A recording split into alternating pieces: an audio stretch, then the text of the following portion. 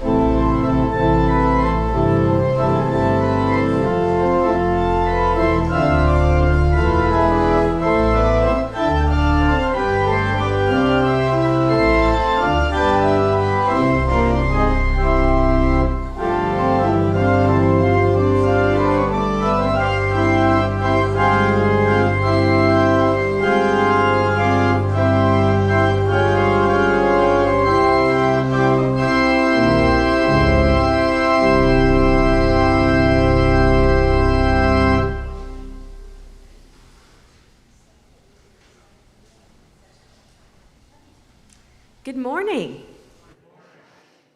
It's lovely to see all of your faces this morning. Welcome to all of you here in person. My name's Kara, and welcome to everybody watching on Channel 13 or online, which is usually my parents, but they are here in person today. Yeah, I'm very glad of that.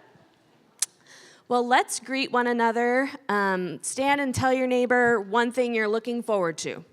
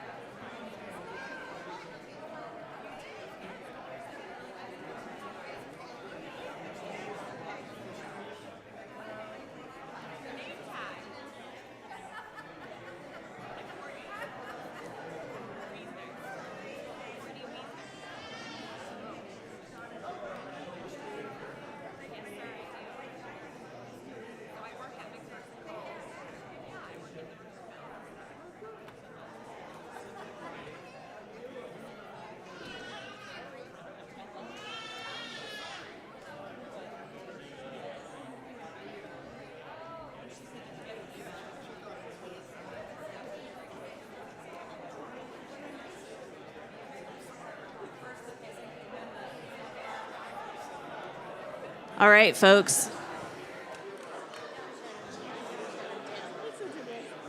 I know.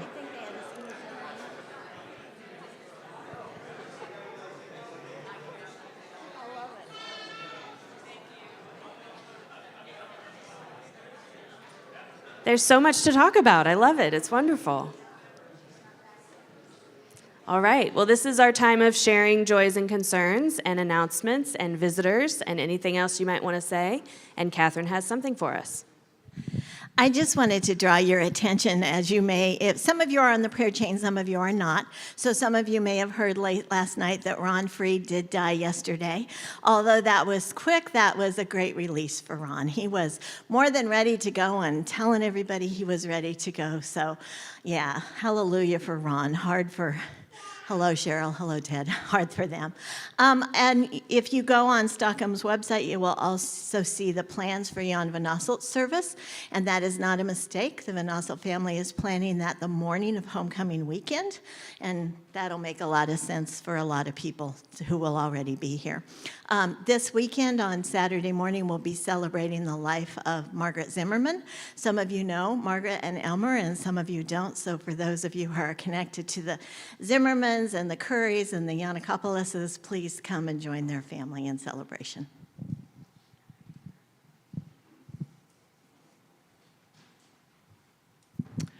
Hello, I'm Ellen Gilbert. If you look in your bulletins on the back page, the very last hymn that we're singing is called "What Gift Can We Bring?" And it was suggested that we sing it to the tune of Brothers and Sisters of Mine Are the Hungry, but that is kind of awkward. It didn't go really well. So I've selected a different hymn. You will sing to the tune of "My Jesus, I Love Thee." Thanks.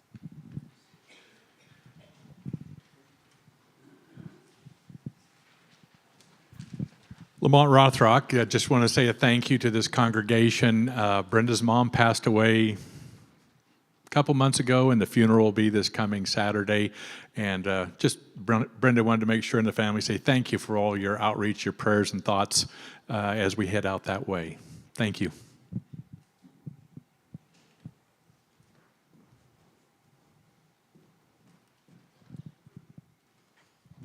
Hey everybody, Suzanne Wilcott here.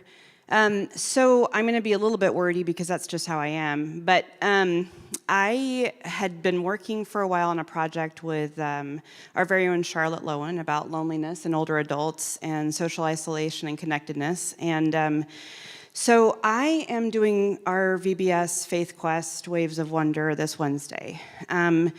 And how those two things intersect is that we're going to be talking about the passage in Exodus where Moses goes and gets water from the rock, and he takes his elders with him. So one of the things that I really want to do when we get together this Wednesday is do some storytelling together.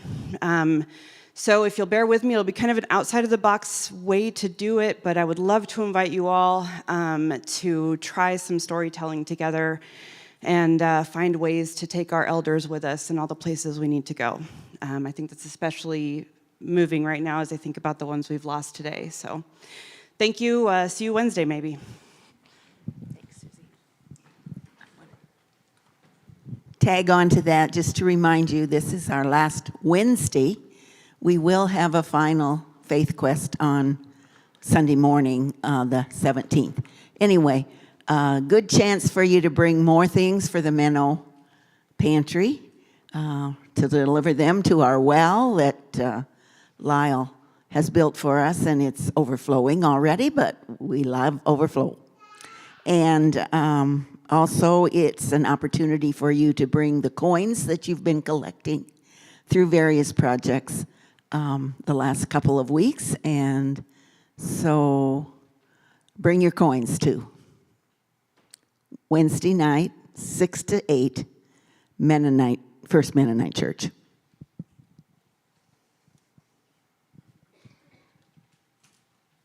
Barbara and I'm Bruce Wagner, are happy to have two of our grandkids with us for the whole week. We've got Eli and his sister, Princess Madeline, also known as Maddie.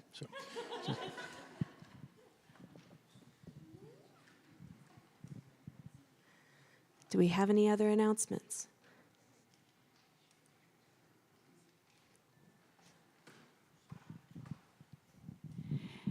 Ann Stover here. I try not to miss a chance to brag on our young people, and I'm glad he's not here today, but I'd like to talk about Elliot Shoming, because Elliot got a job at Cedars this summer, and apparently, according to his grandfather, he gets to do just about whatever he wants to do. So that's kind of cool. So I saw him working at Mary Wagner's house just next door to us, and I teasingly said, you know, you could come to my house next. He did. And he spent 2 days weeding my gardens. Bless his heart. They have never looked better. What a work ethic that young man has. Anyway, thanks, Elliot.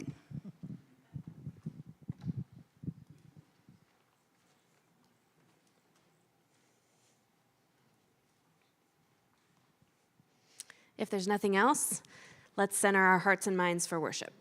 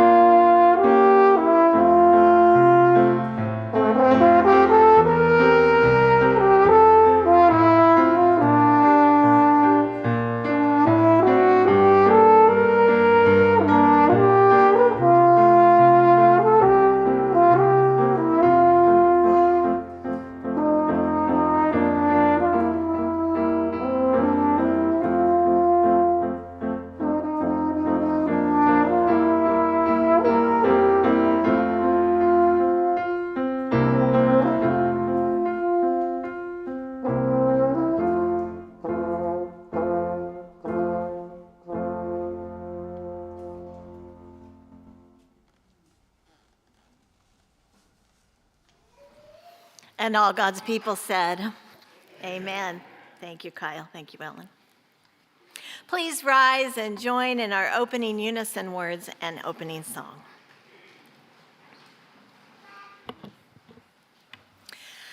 There is no scarcity, there is no shortage, no lack of love, of compassion, of joy in the world. There is enough, there is more than enough. Only fear and greed make us think otherwise. No one need starve. There is enough land and enough food. No one need die of thirst. There is enough water. No one need live without mercy. There is no end to grace. And we are all instruments of grace.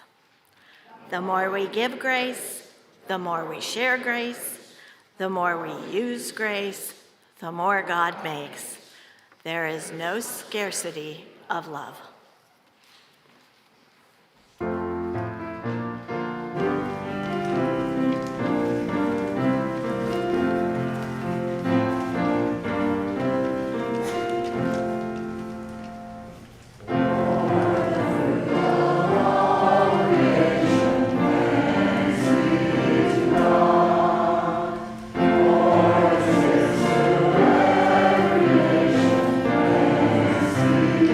God.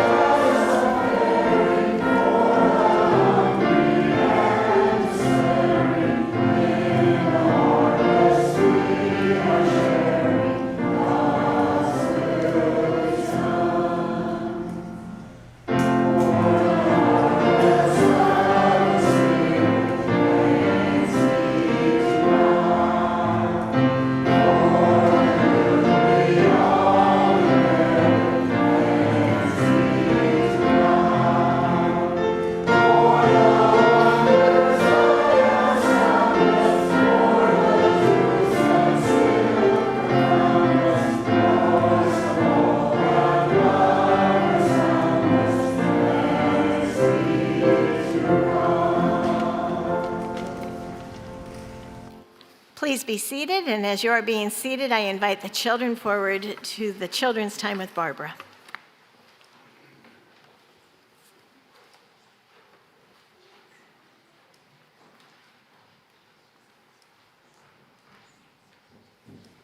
All right. I think we've got, hi, how are you? Good. Why don't you scoot on over because I've got a story to share with you, and we've got one more little Maddie coming down here. Hey, you want to listen to a story? Yeah, you can come and join us.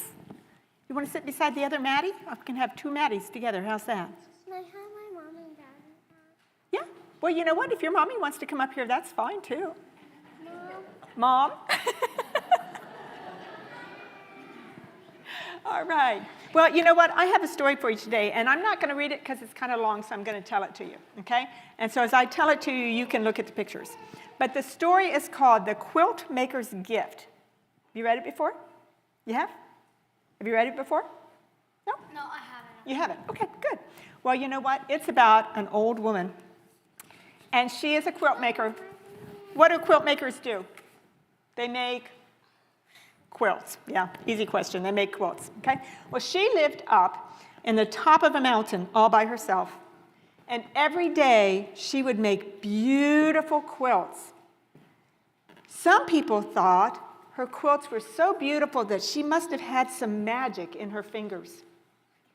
And she would make the quilts. Do you want to see the lady?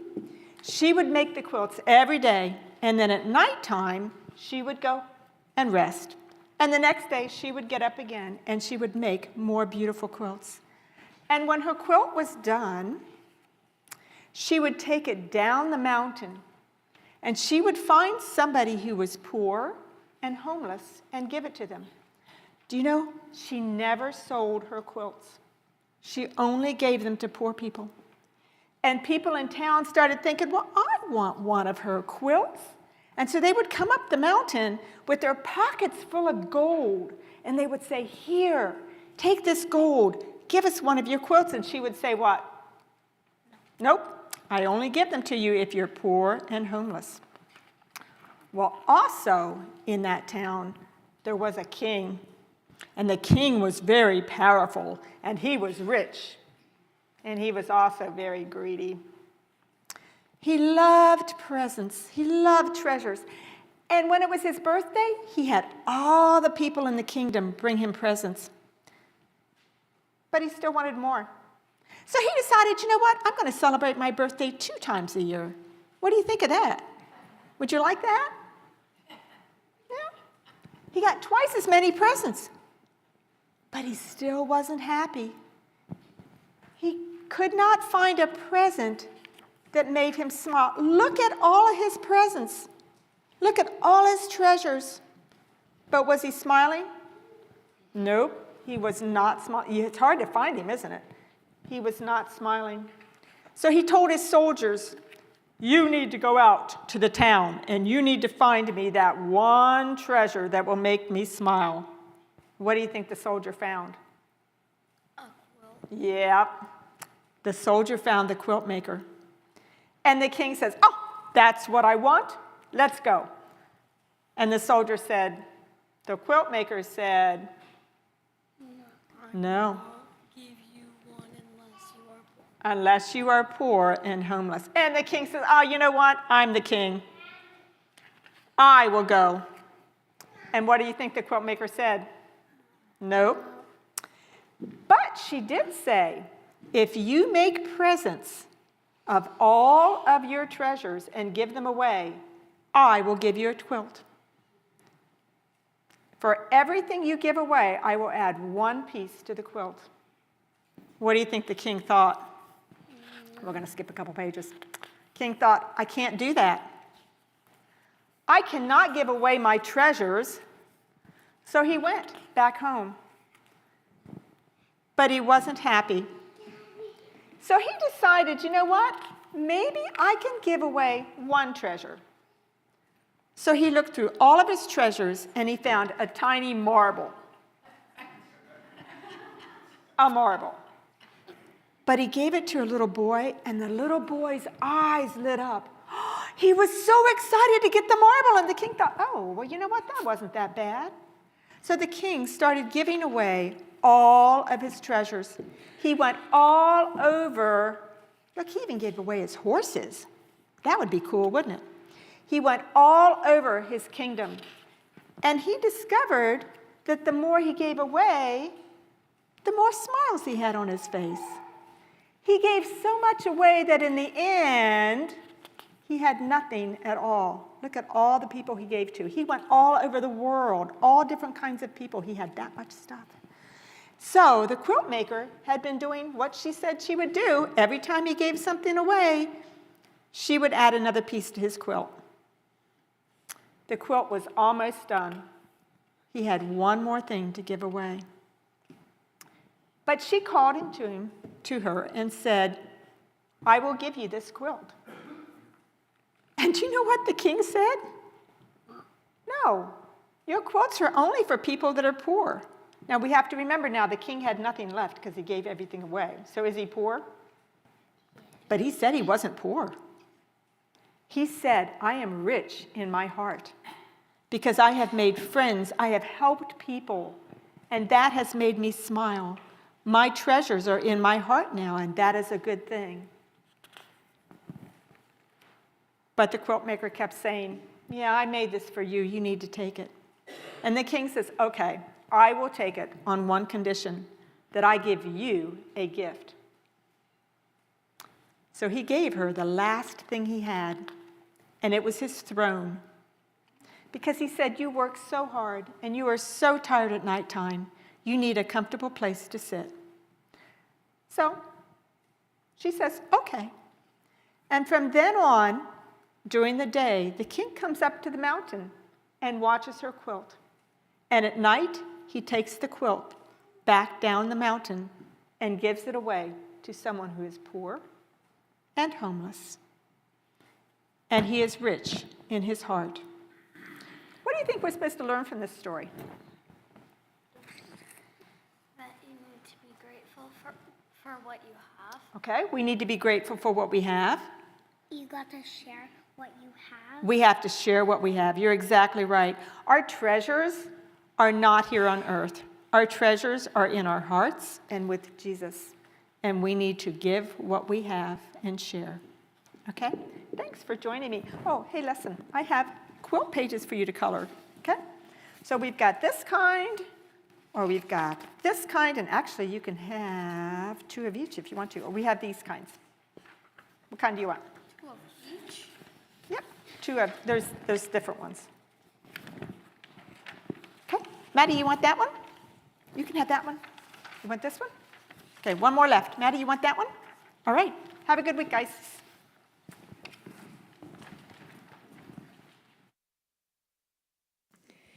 Thank you for your continued financial donations.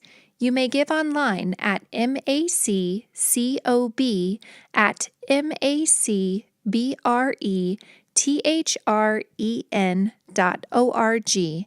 That's maccob@macbrethren.org. If you are worshiping with us in person, you may put your gift in the offering box at the back of the sanctuary, or hand deliver your check to the church office. Just push it through the mail slot at the Education Building. If you would like to donate from afar, you may mail your gift to the church office at 200 North Carey Street, McPherson, Kansas, 67460, or donate to local needs in your area. Thank you for sharing.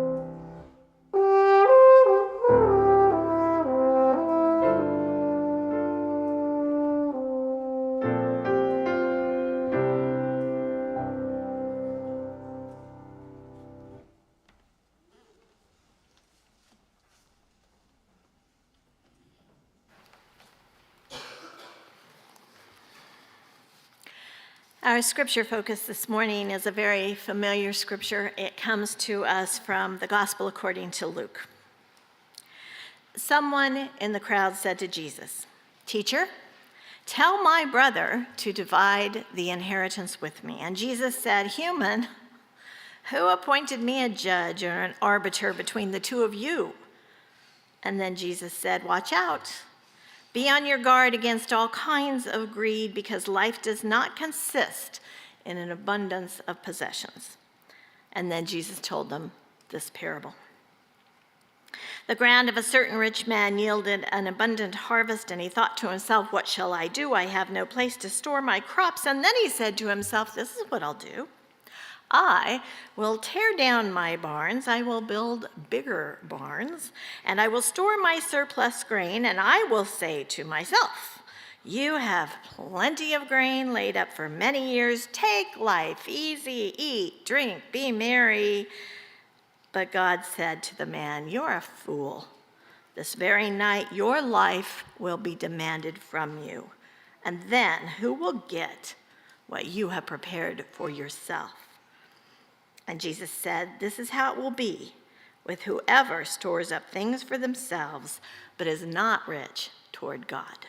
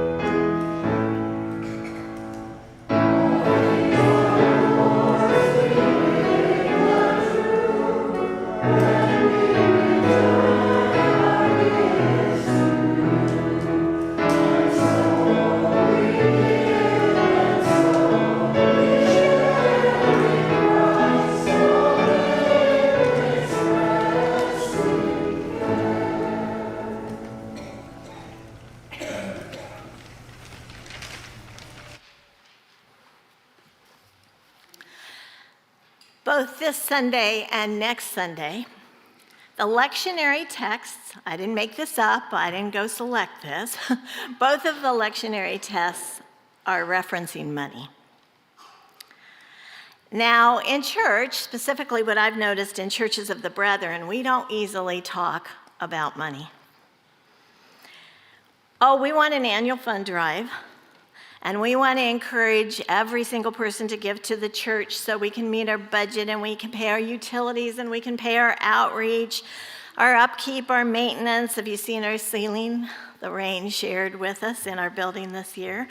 We want to be able to pay all those things. We want to be able to pay salaries, but we, and many denominations, don't even agree anymore on how much people should be giving to their congregation.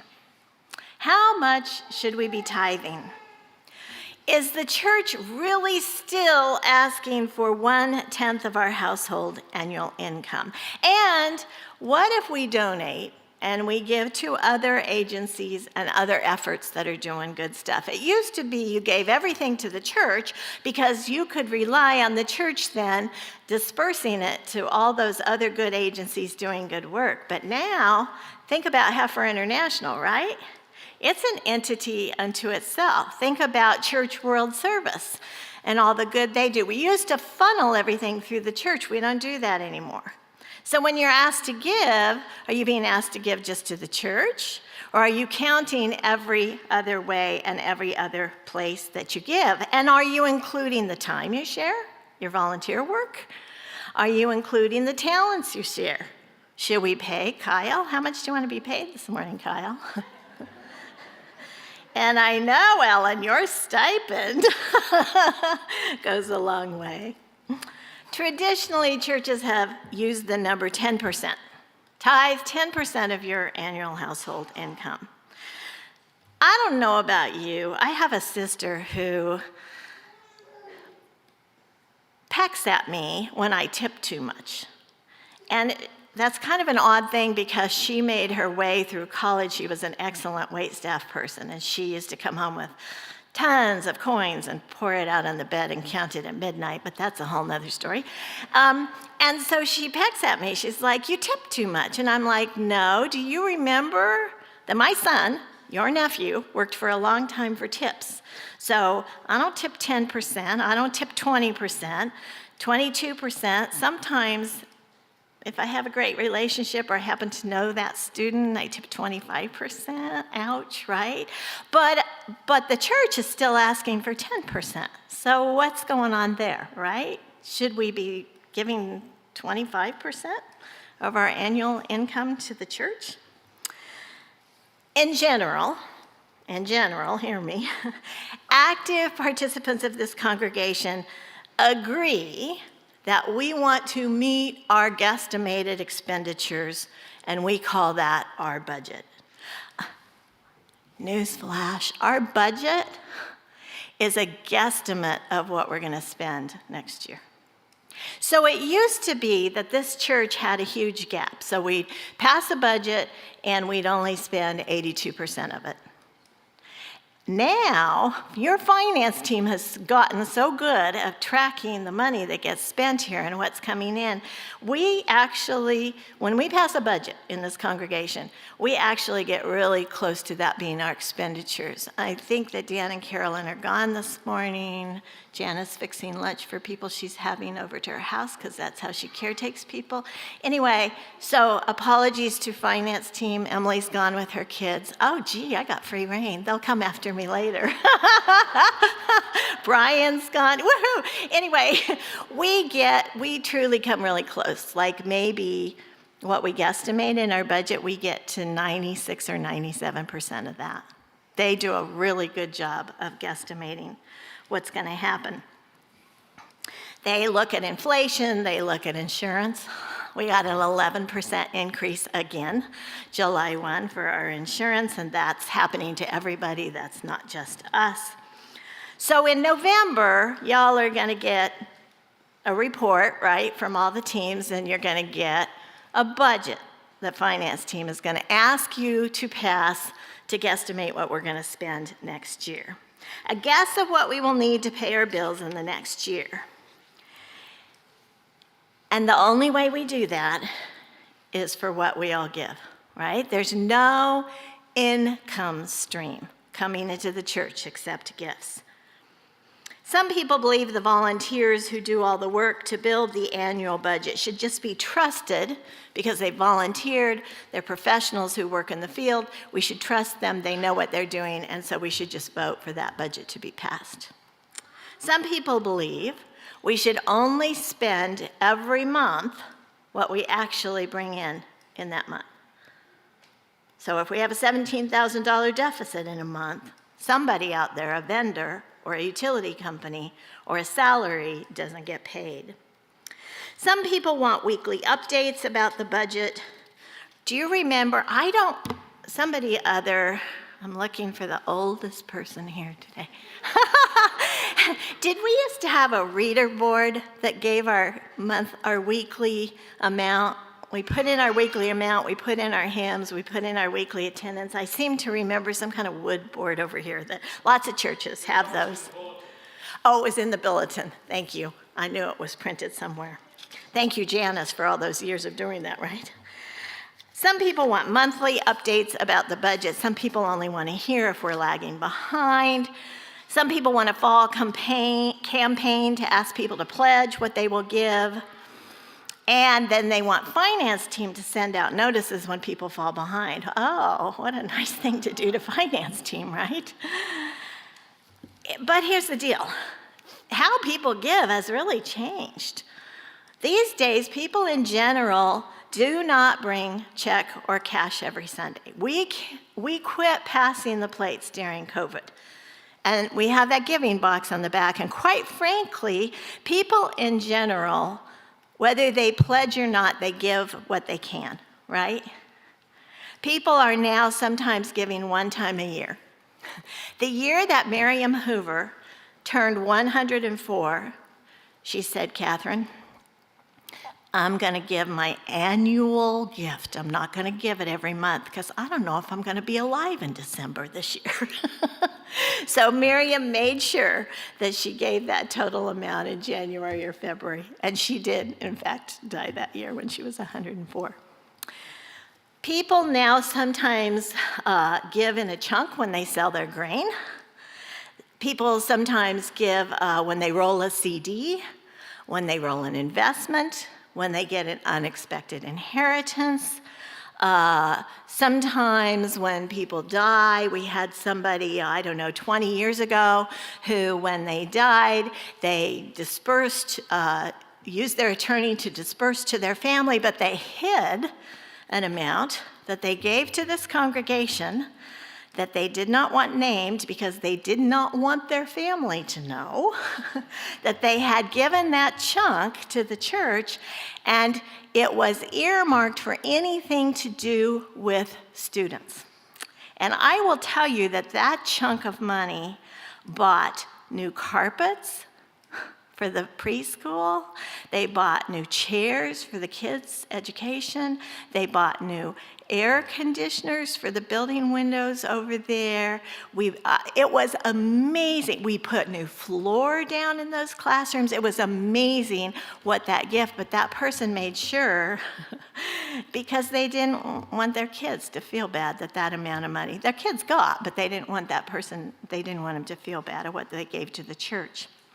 Lots of people always, again, used to name the church, right? When you died, where did you ask memorials to go? You ask it to go to the church, because again, the church was the place where everything got funneled.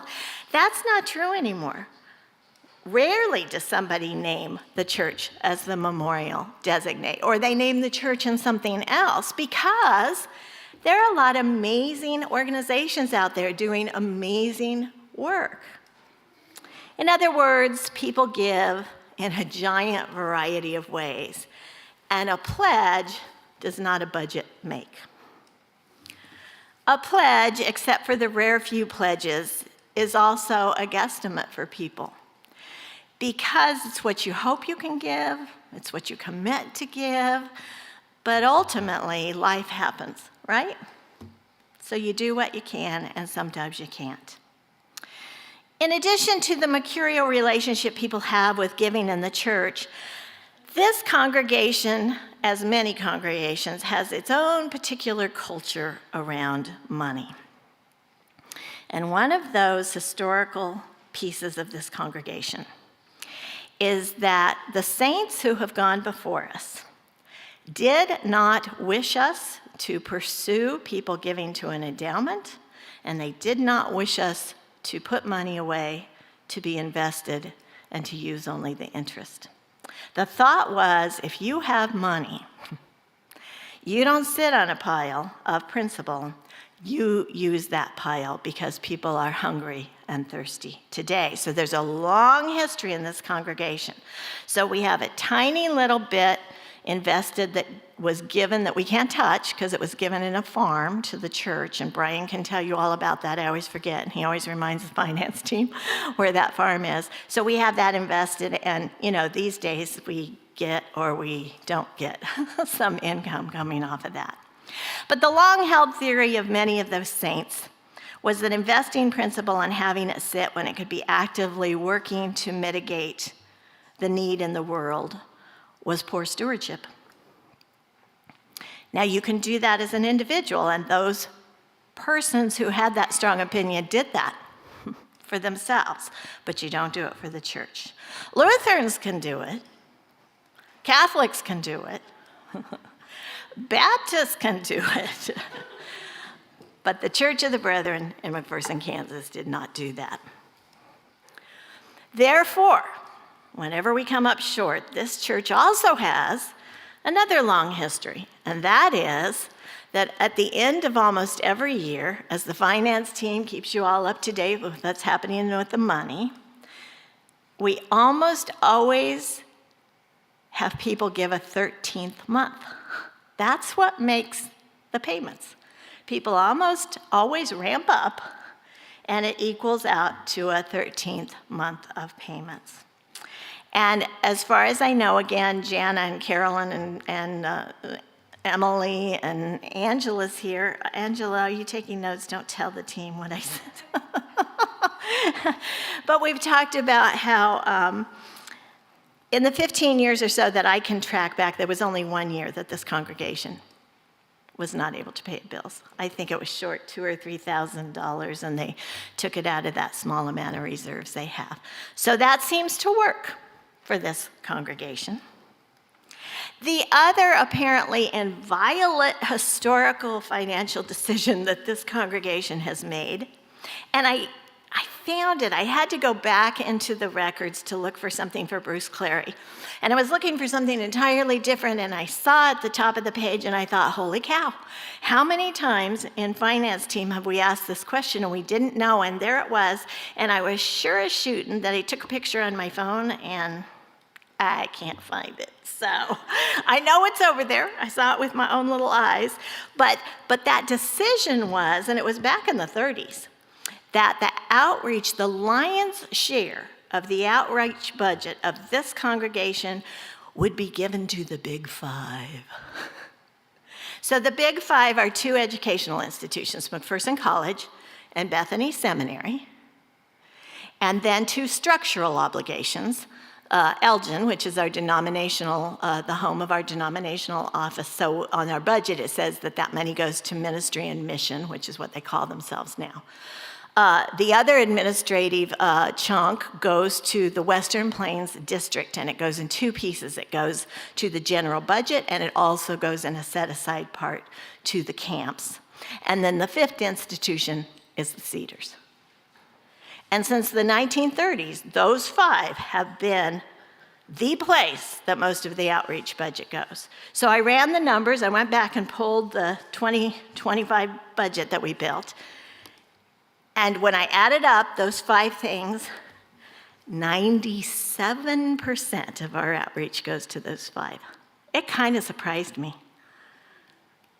And I think what we don't acknowledge, and sometimes Jana does for us at the end of the year, is this congregation gives hugely above and beyond the outreach, right? Think of all the projects since you've been here and been a part of this congregation that people ante up for. So there's often 110,000, 115,000. There's a whole nother layer going on besides our formal budget. But that shocked me. I've also been shocked when I was, naive about church structure, and I was in college, and I came to church because I'm related into the Flory family. So when Chris and I got married in college, some of you remember Rowena Flory. And every Sunday morning, Rowena would ring. We had a wall phone. We lived in a furnished apartment because we didn't own anything. And the wall phone would ring at 7:30 on Sunday mornings, and it would be Rowena. And she would say, now it's Sunday morning. Now Sunday school starts at 9 o'clock, and worship starts at... And every Sunday, Rowena would continue to invite us to be a part of the McPherson Church of the Brethren. And we would come because we did it out of guilt, right? Not because we wanted to be 20 years old and in church on Sunday. But she would then invite us to stay for Congregational Forum. I didn't know what Congregational Forum is. I grew up in tiny little churches. I had no idea. And I remember just learning a lot as a 20-something-year-old about how church works and how discussions, and we'd have an hour-long discussion after the potluck, and it'd be back and forth, and then Raymond Flory would stand up in his teaching voice, and Raymond would give his opinion, And that's what the congregation voted. Because people respected him that much. And he had lived and given his life to this church in his adulthood. So I learned a lot about that, the Big Five. It's also been my experience being employed by the church that we don't mess with those Big Five still. We're glad for some young people. I guess you can call yourself young. Are you 42? Can I out you? Emily's 38 or so. Anyway, it's really nice to have Emily and Angela on finance team because they don't have all that history. And I remember the meeting when they both said, what are the Big Five, and why do we give 97% of our budget to the Big Five? It's been a real breath of fresh air, and some of you may remember what we do with our money to McPherson College now is instead of giving them our $6,000, what we do is we're putting it in a rotating account, and we're using that totally towards anything that the college feeds to us that they don't have in their budget that is good for students. And it's not disappearing every year. So we might use 3 of it one year, and we might save, 3 of it, and it might add to the next year. So that, and a whole Tina Burkholder has helped me, and we're in the process of a whole structure that will be ears on the ground to hear what students need, and then people here who will get all the details, time and place and how we do that, and then we can take that money and actually help students with that. So thank you, Tina, for helping organize that. That'll be up and running. So the college is still getting the money, still one of the Big Five. We're just allocating it in a different way. That's the one small tweak, and I guess we moved a couple things around so that Cedars would get a little more, because again, Angela and Emily said, we'd be dead in the water if it weren't for people at the Cedars. We'd be dead in the water if it weren't for people who are retired and giving of their time and their talent and their money. So change is good, I think. But in general, the church wants people to give to the church, but the church does not want to talk about personal finances and rarely talks about church finances. The church wants us to be really careful, and if you have a lot of money personally, you're not supposed to talk about it. If you don't have a lot of money personally, you're not supposed to talk about it. If you take a trip that is too ostentatious, you're not supposed to talk about it. If you buy something that's too high-end, you're not supposed to talk about it. One of the former pastors in this congregation, and I have permission to share this, and some of you will know who this is, had a car that wasn't in good shape. And people were mumbling that they were wishing that pastor would not drive that car because it reflected poorly on the church, as if the church was not paying enough money to that pastor to not drive a beater. So that pastor went and did research. That was before CarMax. That was before all those things. You can do research online, and talked to some local folks and found a 10-year-old vehicle that was used, that got excellent gas mileage, that had a high safety standard, that was all the good things that we have on our chart about being green and being careful and stewardship. And so that pastor bought that car. And the week after that pastor started to drive that car, they got criticized because of the brand of that car, because that's a high-end brand of car, even though it was 10 years old. That's not a car that a pastor at the Church of the Brethren should be driving because, okay, give me a Camel, I don't know what, but I've heard a lot of judgments about money and clothing and what you buy and what you don't buy. It's so interesting to me. Lowell Flory said when he was asked to help raise money for the seminary, he had a hard time with that because he knows that people work hard and they save and it just feels hard. And he said he turned a corner when the seminary offered to do some educating for him, and what he learned is you're not asking people to just give to the institution. You're asking people to come on board and be part of the mission and part of the service of what you're doing. And Lowell also said in that meeting, you know, in this country, we talk about sex more readily than we talk about money. And that's especially true right now in congregations. We talk about who's having sex, how they're having sex, who they're having sex with, what their reproduction rights are or are not. We talk about sex all the time, but we don't talk about money because that's taboo. Well, guess what? Jesus talked about money. Jesus talked about money.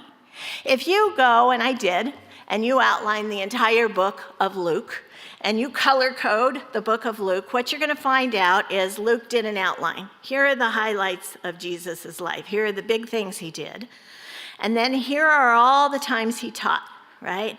I put all the times he taught in green. I put his outline in pink. And then all the times that he did helping and healing, I put in blue. And then all the times that he talked about money, I put in yellow. And guess what? Almost even Steven. And he didn't just preach and teach right here and do something intensely. Now this, granted, has to do with the writer of the book, right? Because every one of those gospel authors had an agenda in what they were writing. But in the synoptic gospels, Luke and Matthew and Mark, these are consistent stories about money that Luke shares.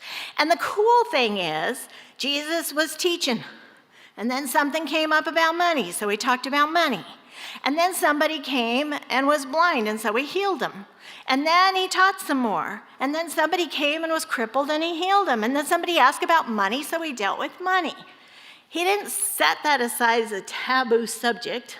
Jesus talked about money. And this is the first big story in Luke in chapter 12.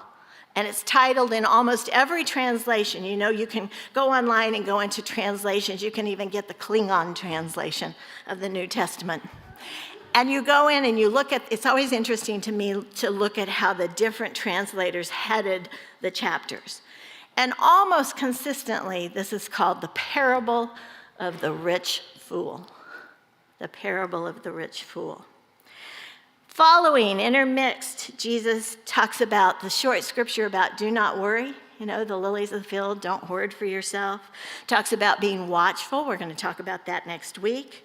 Talks about the shrewd manager. Who's a shrewd manager with money? Talks about when Lazarus is laying there with sores. You know that song, dip your finger in the water, come and cool my tongue, because I'm tormented in the flame. The rich man and Lazarus. The rich man in the kingdom. What do I need to do to inherit eternal life? That was Barbara's story in the quilt book. Zacchaeus, the tax collector, has done terrible things to people and is made to apologize for the way he has treated people and their money. The parable of those who were sent out with money, one brought tenfold, one brought 5, another buries the treasure. Jesus overthrows the tables at the temple, right? Not because they're exchanging money for people. People needed to be able to exchange so they could gift give at the temple. What was wrong was that the people who were exchanging money were making huge profit. It was a usury process. That's what angered Jesus about what was going on with money there. Pay taxes to Caesar. What is Caesar's is Caesar's. What is God's is God's. The widow's offering, right? Clunk, clunk. She drops in 2 coins, but it's everything she has. And then finally, Judas. Judas betrays Jesus for money. The whole conversation about money is infused throughout the gospel. Next week, I want to talk very specifically about the McPherson Church of the Brethren plans about money. How we use it, how we raise it, how we decide where to spend it, how we invest it or not. And if you plan to be at family camp, because I know a lot of you are going to be gone, it's okay. Listen to the sermon on your way home from Colorado.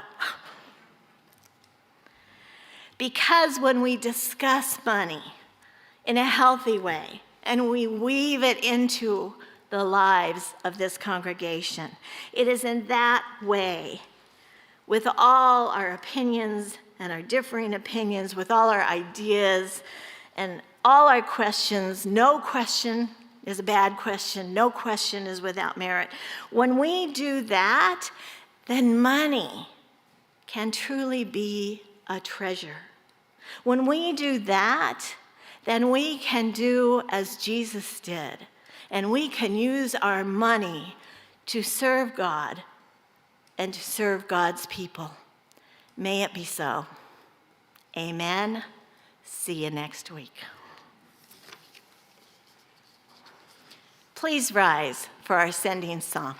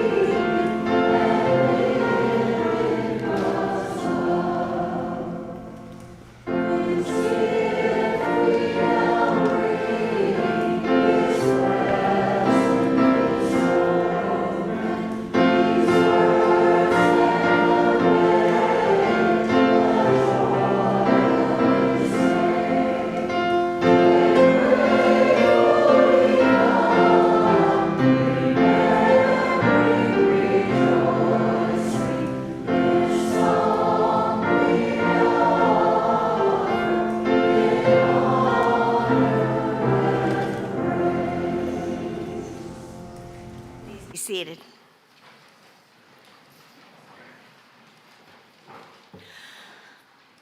Money, service, helping, healing, teaching, loving. They're all parts of God's call on our lives. So let us boldly and courageously embrace it all. May it be so.